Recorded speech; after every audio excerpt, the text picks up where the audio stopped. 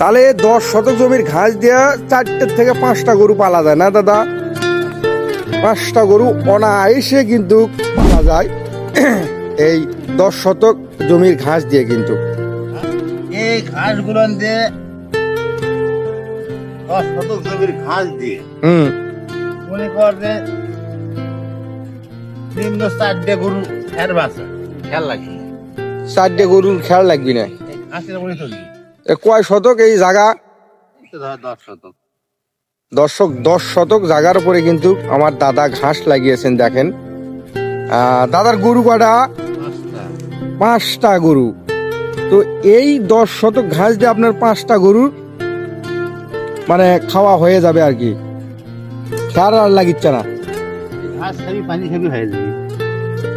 এই ঘাসগুলোকে আসলে কিভাবে যত্ন করতে হয় দেখেন আপনারা, যে রকম যত্ন করবেন আসলে সেই রকমই ফল পাবেন কিন্তু। তো দেখেন জমির ভেতরে কিন্তু একটাও ঘাস নাই, এই ঘাসের জমিতে দেখতে পারতেছেন একটা ঘাসও কিন্তু নাই দেখতে পারতেছেন। দেখেন আসলে কি পরিমাণ যত্ন করতে হয় এই ঘাসগুলো, কীটনাশক সার ব্যবহারও কিন্তু করতে হয় এই ঘাসগুলোতে।